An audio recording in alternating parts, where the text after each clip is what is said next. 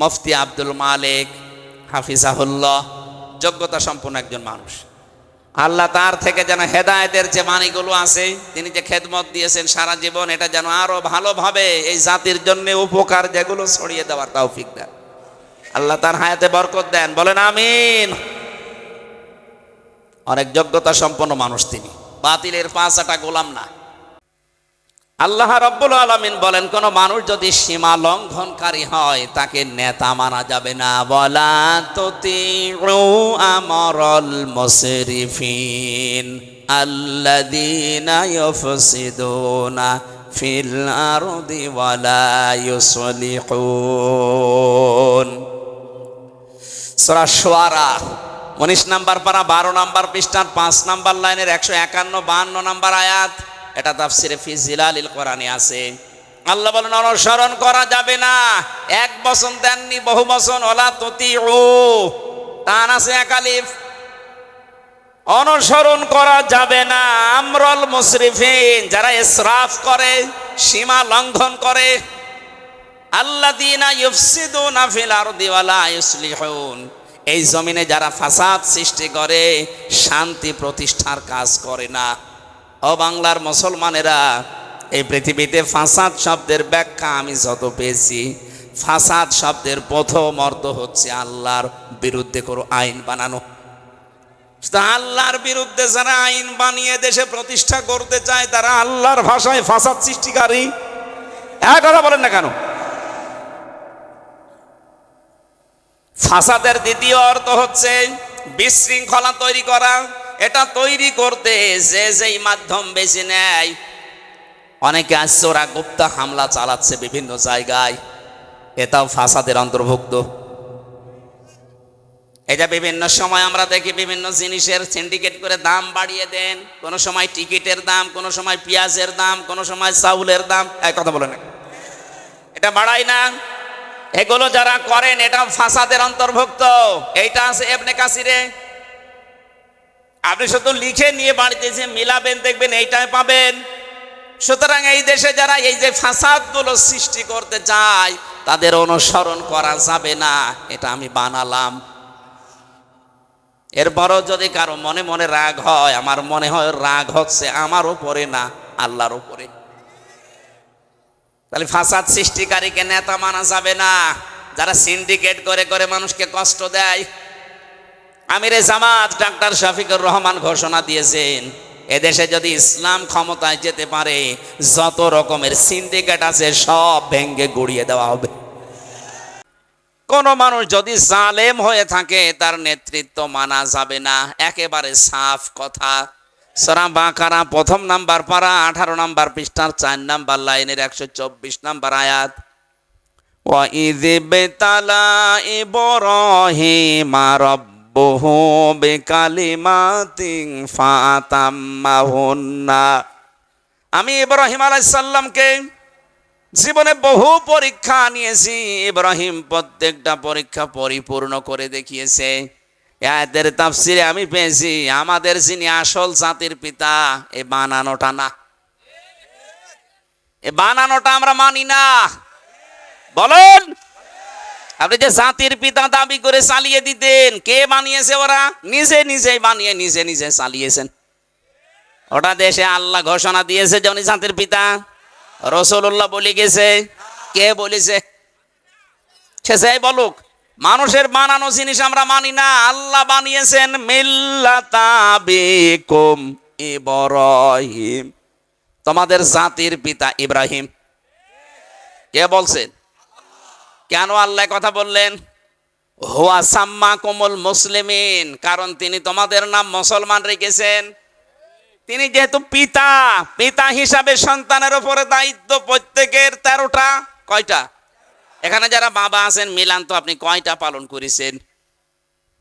উনি যেহেতু আমাদের বাবা, জাতির বাবা হিসাবে দায়িত্ব দিয়েছেন, 1 নাম্বারে তিনি আমাদের নাম রেখেছেন একটা অর্থবোধক নাম, মুসলিম, মানে আত্মসমর্পণকারী। কি একটা সুন্দর নাম তিনি রাখলেন। আর আমরাও এমন বাবা মা পেয়েছি, এমন এমন নাম রেখেছে, শয়তানেও নাম শুনে হাসে। কেউ কেউ বলে যে আর এক নমরুদ পয়দা হওয়া। এ কথা বলেনি? কি নাম রেখেছিস দেখো। মানুষ সেটি বলবে যে না ভালো, বসে আর এক নমরুদ পয়দা হওয়া। সুতরাং এমন নাম রাখা যাবে না যে মুসলমান নাম শুনেই যেন বোঝে না যে কি কোন জাতির লোক। আপনি যে নামগুলো বলেন তো, এই নাম কি বাইরে প্রকাশ করলে কেউ বলবে এটা তো মুসলমান না হিন্দু না বৌদ্ধ না খ্রিস্টান? যেন আমরা আশা করব আমরা বাবা হিসাবে যারা আছি, বাবা কারা আছেন দেখি হাত তোলেন তো। এই এত মানুষ বিয়ে করেছেন, ঠিক আছে আলহামদুলিল্লাহ। যারা বাবা হয়েছেন কমপক্ষে 13টা কাজ আপনার করা লাগবে। কয়টা? আরো জোরে। 1 নম্বরে তার নাম রাখবেন একটা অর্থবোধক নাম। আবার এমন নাম রাখা যাবে না কোরআন দেখে দেখে যার অর্থ নিকৃষ্ট। সেদিন একটা দোকানের নাম দেখলাম মিহাদ স্টোর। না, মিহাদ মানে নিকৃষ্ট জায়গা। ওরা আমি জিজ্ঞাসা করলাম কোথায়, বলছো হুজুর আমি কোরআন পড়তে গিয়ে পেয়েছি বিসাল মিহাদ। আরে শয়তান, ওটা জাহান্নামের নিকৃষ্ট জায়গার নাম। ও কোরআনে পেয়েছে রেখে দিয়েছে। না, অর্থের দিকে খেয়াল করে রাখা লাগবে। আমাদের পিতা যেহেতু একটা সুন্দর নাম আমাদের দিয়েছেন, আল্লাহ বলেন 50টা পরীক্ষা তাকে জীবনে করলাম, একটা পরীক্ষায়ও তোমাদের বাবা ফেল করেনি। আর আমরা সন্তান হিসাবে সেই বাবার পক্ষ থেকে দুনিয়ায় যারা এসেছি, 1-2টা পরীক্ষায় আমরা ফেল হয়ে যাব না। এখন থেকে সিদ্ধান্ত নেব পরীক্ষা যত আসুক আমাকে বাবার মতো পাস করাই লাগবে। আল্লাহ আমার বাবার পরীক্ষায় পাশ করার পরে এত বেশি খুশি হয়েছিলেন, তাকে বলেছেন ক্বালা ইন্নী জাইলুকা লিন্নাসি ইমামা। হে ইব্রাহিম, তোমাকে আমি মানব জাতির জন্য নেতা বানিয়ে দিলাম। হযরত ইব্রাহিমকে আল্লাহ লিল মুসলিমিনা ইমামা দেয়নি। এই এখানে নড়াচড়া করা যাবে না, বসেন। লিল মুসলিমিনা দিয়েছেন, লিন্নাস দিয়েছেন। আমাদের বাবা শুধু মুসলমানদের নেতা না, তামাম পৃথিবীতে মানুষ পদবাচ্চে যারা বিবেচিত সবার জন্য তিনি নেতা। বাবা হিসাবে সঙ্গে সঙ্গে আমাদের মালিক আল্লাহকে বলেছিলেন ক্বালা ওয়া মিন যুররিয়াতি। হে আল্লাহ, নেতৃত্ব দেওয়ার গোনা বলি, এই যে নেতা, এটা কি আমি নিজেই নাকি আমার সন্তানরাও এটা পাবে? আল্লাহ পাক সাফ জবাব দিয়েছেন ক্বালা লা ইয়ানালু আহদিজ জালিমিন। হে ইব্রাহিম, তোমার সন্তানাদি যারা কিয়ামত পর্যন্ত আসবে তারাও নেতা হতে পারবে, কিন্তু জালেমের জন্য আমার কোনো অঙ্গীকার নেই। এই আয়াত থেকে প্রমাণ হয় যারা জালেম তাদের জন্য নেতা হওয়া হারাম। বলুন কতক্ষণ হারাম? ইয়ানালু এটা মোজারে, বর্তমান ভবিষ্যৎ, প্রেজেন্ট ফিউচার।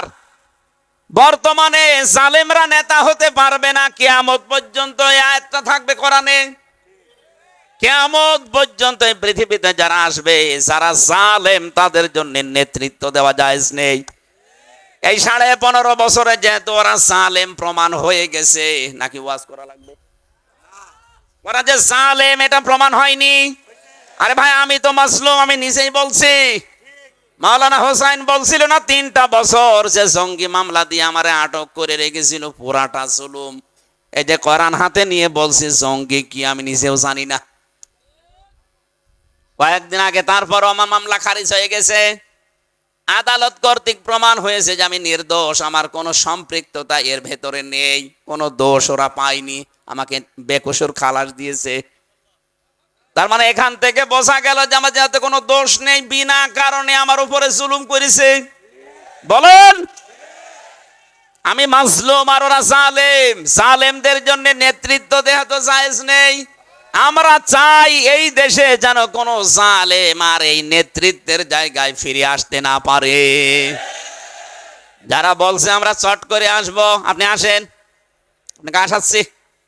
তারপরও আপনার নামে যা হয়েছে আন্তর্জাতিক অপরাধ ট্রাইব্যুনালে, এই সামনে মাসের ভেতরে আপনাকে ধরে নিয়ে আসলে আনবে।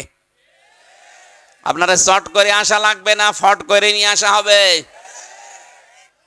নেতৃত্ব দেওয়ার জন্য না, যা করেছেন অন্যায়ের সাজা দেওয়ার জন্য।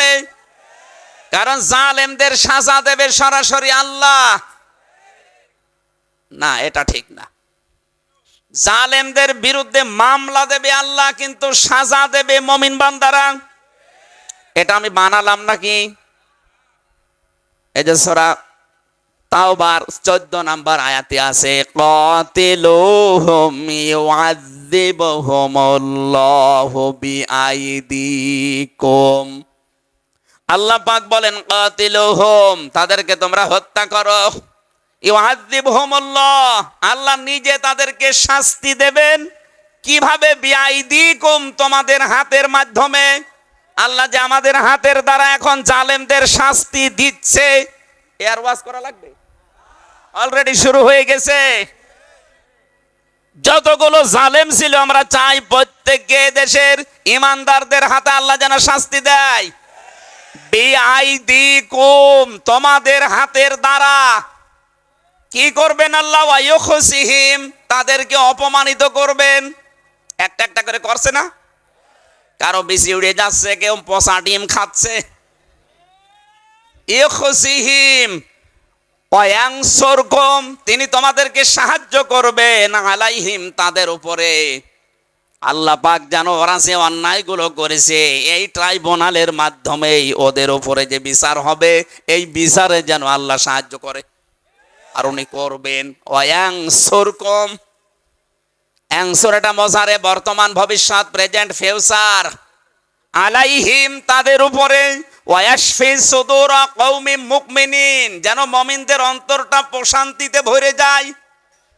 আমরা কোরআনের পাখিকে যেভাবে ইনজেকশন দিয়ে বিদায় দেওয়া হয়েছে, যে জালেমের কথা মতো এটা করা হয়েছে, আমরা যখন দেখব জালেমকে ওভাবে করা হচ্ছে, তখন আমাদের অন্তর ভরে যাবে।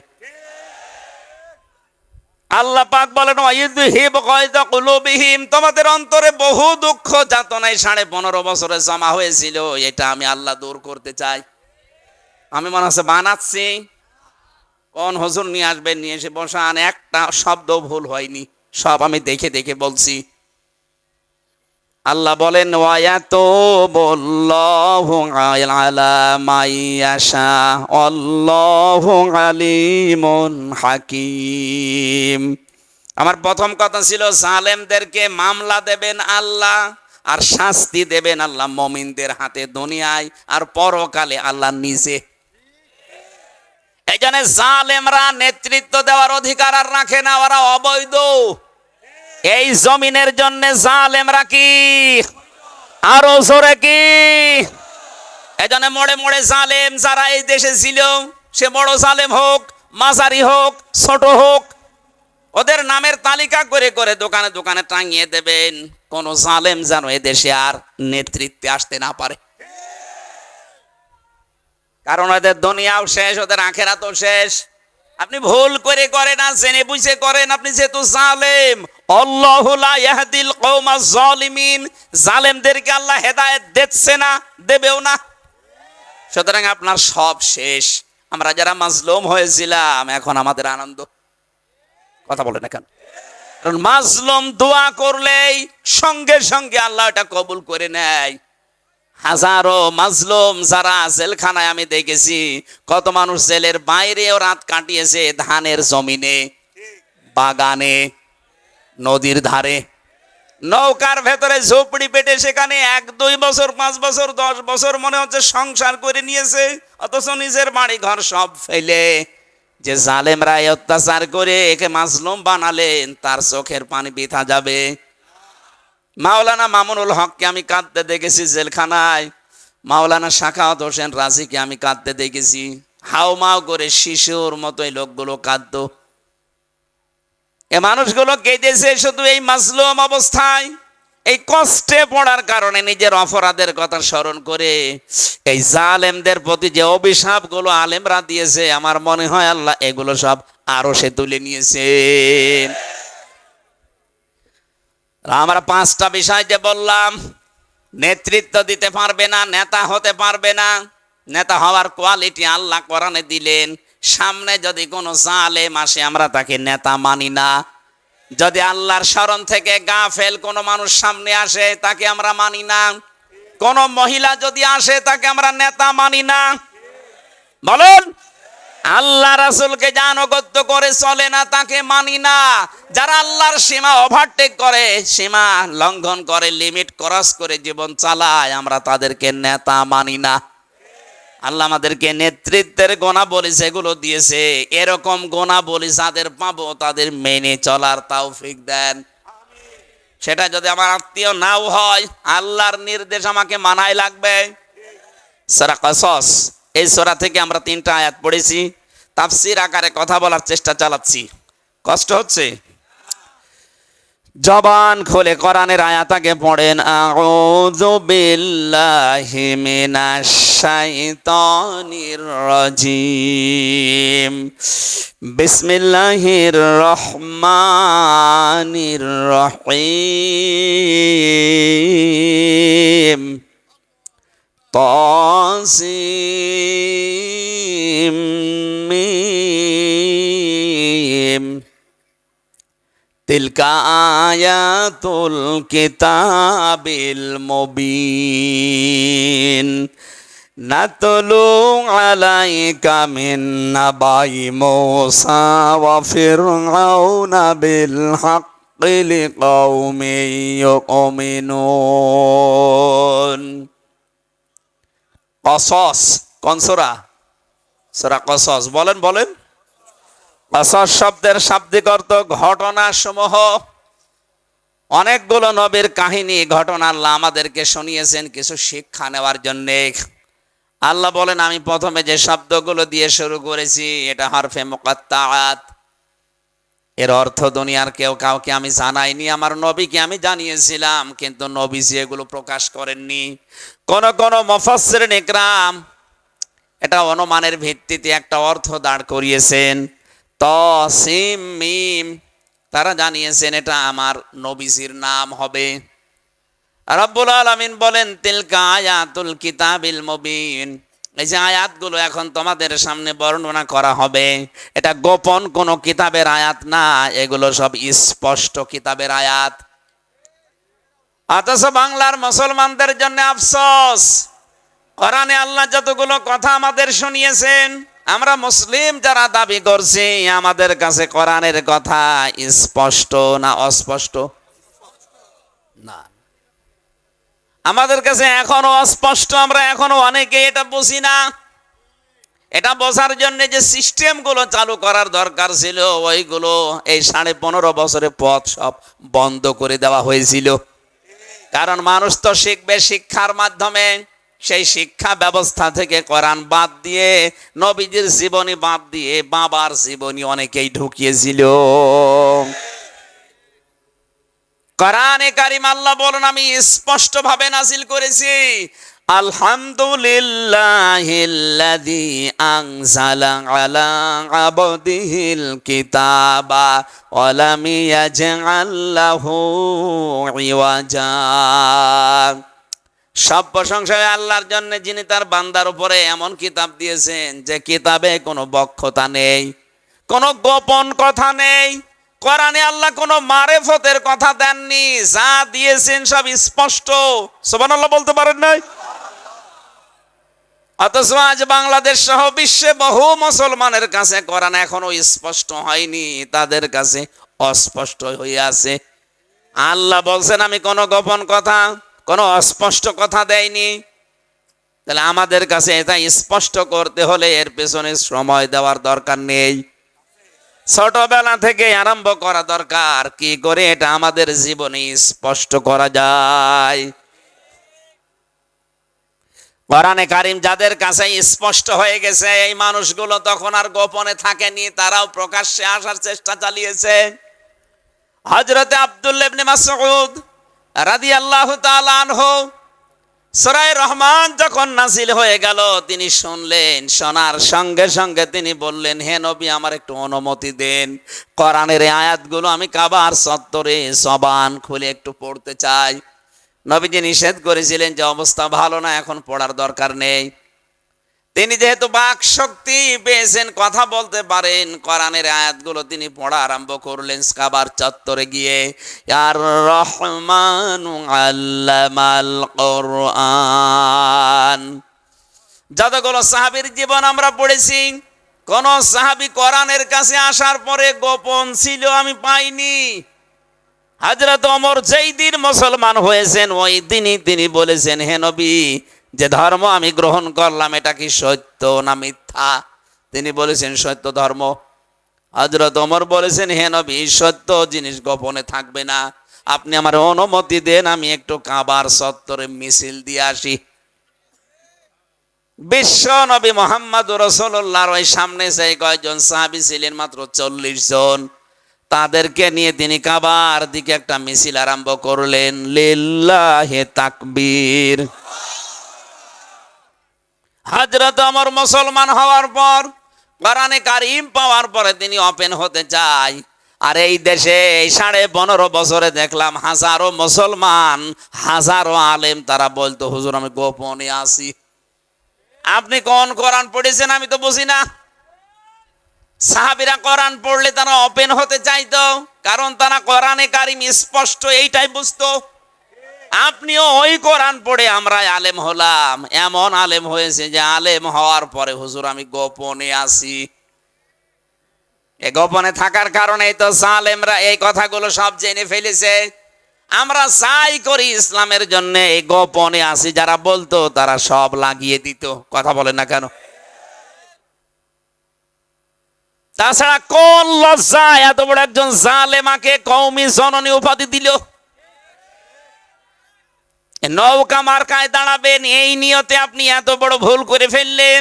জেলখানায় 76 জন আলেম ছিল আমার সাথে হেফাজতের, প্রত্যেকে এই লোকটা সেই দিন এই নাম দিয়েছে, সেই দিন এর জন্য বদদুয়া দিয়েছে যে আমাদের ডুবিয়ে ফেললো লোকটা। উনি নৌকা মার্কায় দাঁড়িয়েছেন আর মার্কা পাননি দেশে, কুকুর মার্কায় দাঁড়াতেন তাও পাস করতেন।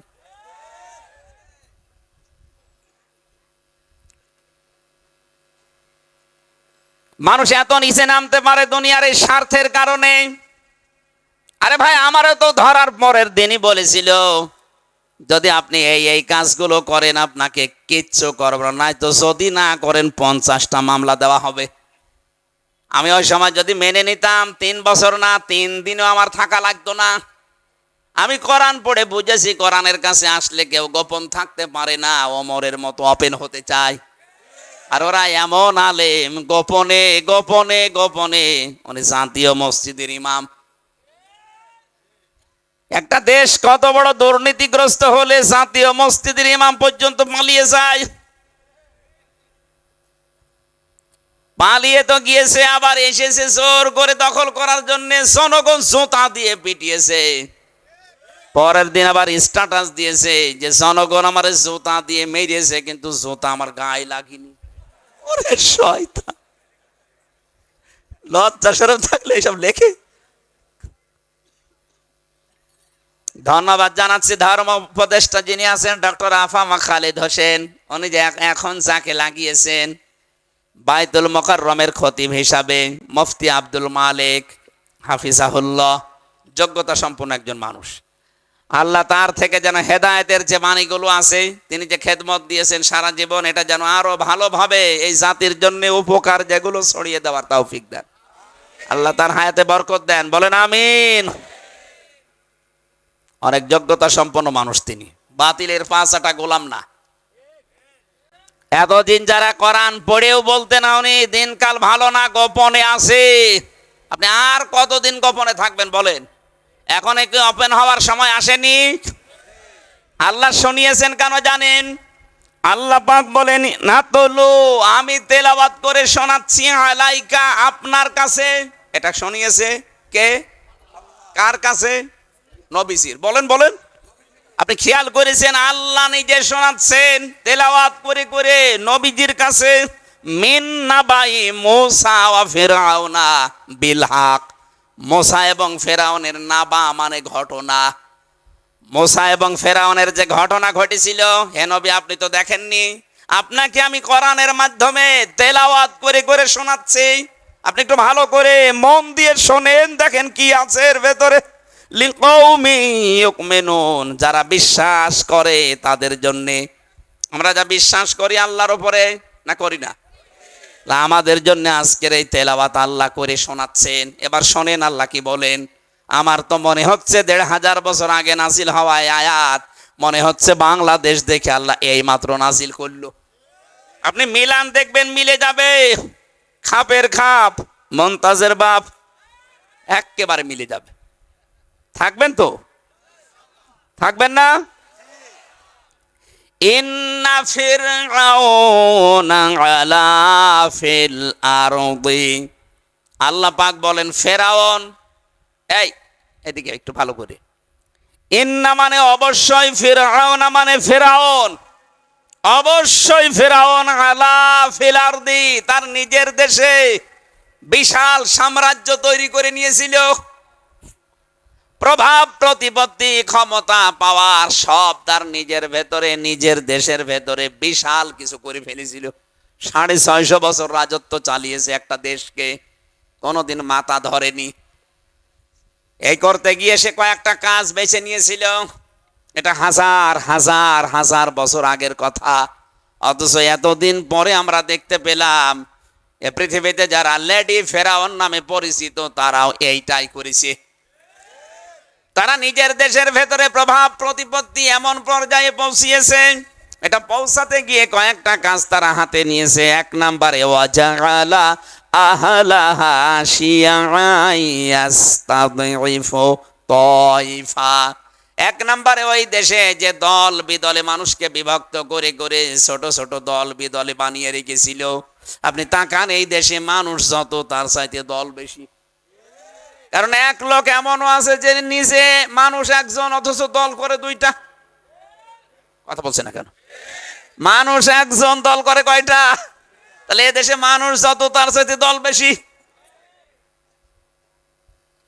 ফেরাউন তার উলু প্রকাশ করার জন্য, তার আমিত্ব, তার বড়ত্ব, তার ক্ষমতা টিকিয়ে রাখার জন্য এক নম্বরে করেছিল দেশে দলে বিদলে বিভক্ত করেছিল মানুষকে। এটা ফেরাউনের বুদ্ধি। আর এই বুদ্ধি আমাদের পাশের রাষ্ট্র এই দাদারা এঁকে দিয়েছে যে মানুষকে দলে বিদলে বিভক্ত করে দেন। আর আমরা পাগল। তাকান, আমাদের ভেতরে মানুষের যাতে দলই বেশি। কোন বিষয় নিয়ে যদি মত পার্থক্য হয় মেনে নেওয়া যাবে, দল পার্থক্য করবেন কোন কারণে? এক আহলে হাদিস নাম করে তাদের ভেতরে ৯ দল। এই কথা বলছে না কেন? ইসলামী যত দল আছে এই দেশে দেখেন ২৭টার উপরে খালি বেদলে, খালি শাখা প্রশাখা বের করেছে। এগুলো সব করিয়েছে ওরা। শুধু একামতের দিন যারা এদেশে কায়েম করতে চায়, আমি সারা দেশ ঘুরে দেখেছি, এদের ভেতরে কোনো দলাদলি নেই। এই একটাই দল আছে, যাই করেন না কেন দিন কায়েমের ব্যাপারে সব এক। আপনি হাত বুকে বাঁধেন, নাভিতে বাঁধেন, কপালে বাঁধেন, সেখানে বাঁধেন, ছেড়িয়ে দেন, কিন্তু দিন কায়েমের ব্যাপারে তারা সব এক। হ্যাঁ, কথা বলেন। আর বাকি যা আছে, জেনারেল বলেন, ইসলামী নাম নিয়ে বলেন, ছোটখাটো দলে বিভক্ত করে শুধু সভাপতি আর সেক্রেটারি, আর কেউ নেই। হ্যাঁ, আপনি তাকান। তাহলে একটা দল আমার দৃষ্টিতে আমি বেশি, একামতে দিনের দায়িত্ব যারা পালন করে। হ্যাঁ, এদের ভেতরেও ছোটখাটো মত পার্থক্য আছে।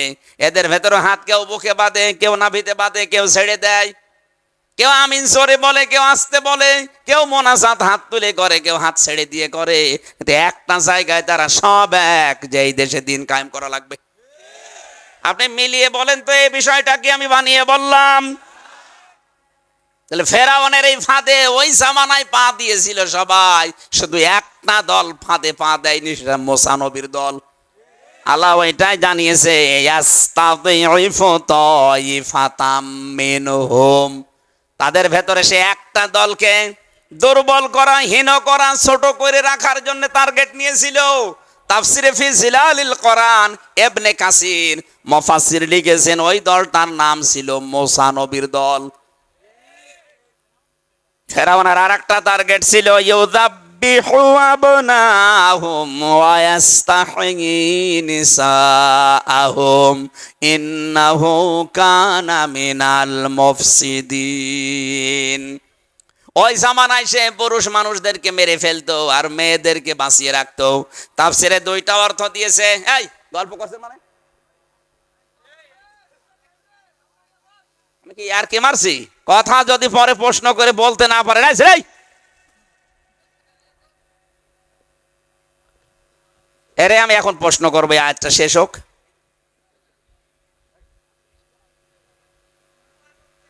ফেরাউন যে ওই জামানায় পুরুষদেরকে মেরে ফেলতো, মেয়েদেরকে বাঁচিয়ে রাখতো, এর অর্থ বললাম কয়টা বলেন?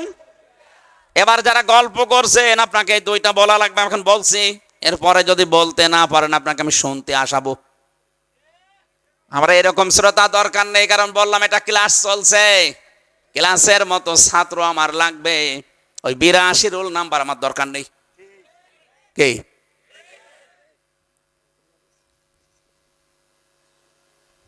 আলহামদুলিল্লাহ।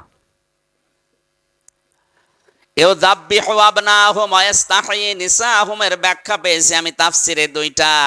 এক নম্বরে ফেরাউন ওই জামানায় পুরুষ বাচ্চা যারা হতো মেরে ফেলতো, মেয়েদেরকে বাঁচিয়ে রাখতো দাসীবাদী করার জন্যে। দ্বিতীয় নাম্বারে পুরুষদেরকে কর্মহীন করে দিত, মেয়েদেরকে কর্ম লাগিয়ে দিত। আপনি আজ তাকান তো বিশ্বের দিকে, আমাদের এই দেশেও অনেকে এই সিস্টেম চালু করতে চেয়েছিল। পুরুষ মানুষ অনার্স মাস্টার্স করে বসে আছে, আর মেয়ে লোক ম্যাট্রিক পাস করতে দেরি, চাকরি পেতে দেরি হয় না। এটা একটা ফেরাউনি কৌশল। আমি একটু বানিয়ে বলে ফেললাম। আপনি তাফসিরে আপনি কাছের নিয়ে আসেন, খাপের খাপ আমি মিলিয়ে দিচ্ছি। আমি যা বলি সব পড়ে আসি, এই জন্যই তো ওদের রাগ হয়ে যায় যে সবই মিলে যাচ্ছে। তাহলে মনে হয় আর সামনে আমার বিপক্ষে যাবে।